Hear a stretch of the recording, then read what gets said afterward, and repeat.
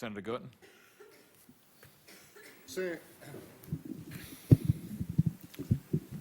Same general subject, Madam Secretary. I take from page 6 of your written statement.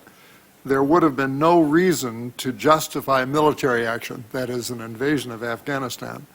But without the mega shock of September 11th, there would have been reason to justify military action. But without the mega shock of September 11th, we would not have had a local staging ground to support such an attack, and diplomatic backing would have been virtually non-existent. Would you not say that exactly the same situation existed during the first 8 months of the Bush administration, i.e. prior to 9/11? I do think that clearly 9/11 affected them as it did us, and therefore the question is how they looked at the particular material. They seem to have felt also that there was not a justification. I think the question comes down to one of the last issues that Ms. Gerlich raised with us, is whether when there was proof that al-Qaeda and Osama bin Laden were connected with the USS Cole, the threat having been made, why there was not a response at that time. I think that is a question. I'm asking you this question. This question relates to an invasion of Afghanistan to depose the Taliban and disperse al-Qaeda. I do think, this is my personal opinion, that it would be very hard pre-9/11 to have persuaded anybody that an invasion of Afghanistan was appropriate. I think it did take the mega shock, unfortunately, of 9/11 to make people understand the considerable threat. Plus, there was not a staging area in Pakistan, and the variety of problems that we faced, I do think that this administration faced also. And pre-9/11, the only military response to any al-Qaeda attack, whether successful or one of the many that you said was frustrated during your period of time, the only military response was the response in the immediate aftermath of the embassy backing.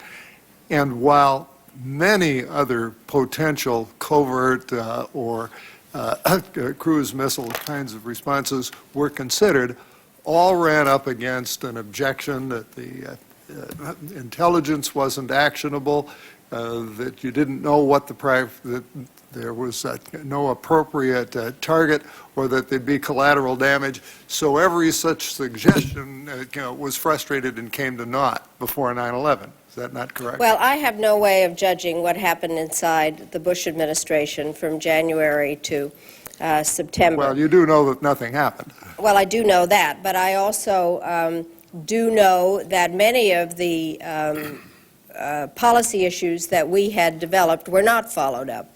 And I have to say, with great sadness, to watch an incoming administration kind of take apart a lot of the policies that we did have, whether it had to do with North Korea or the Balkans, was difficult. So I think you have to ask people that were in the Bush administration as to how they saw things on this particular issue. But I do think, in all fairness, that 9/11 was a cataclysmic event that changed things, and that they must have had similar reactions. But clearly there are many issues and many questions now about how they were responding to the terrorist threat and how seriously they took it. You are going to have some other witnesses here who will be more capable of responding to that question than I, because I know nothing beyond what I read. So at least during probably the year 2000, if not earlier,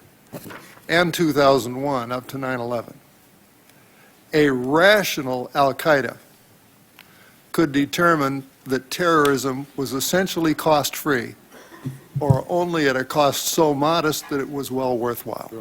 I don't believe that, actually. I think that if you look at what we were doing, we were on an upward trajectory of ramping up our dealing with terrorist activities, whether it was putting the infrastructure into place that the Bush administration is using on tracking finances, on trying to get more money into the CIA, of developing counterterrorism centers and activities. So I think, no, I mean, it's hard for me to get inside the head of al-Qaeda, but no, I do not think they must have thought it was cost-free.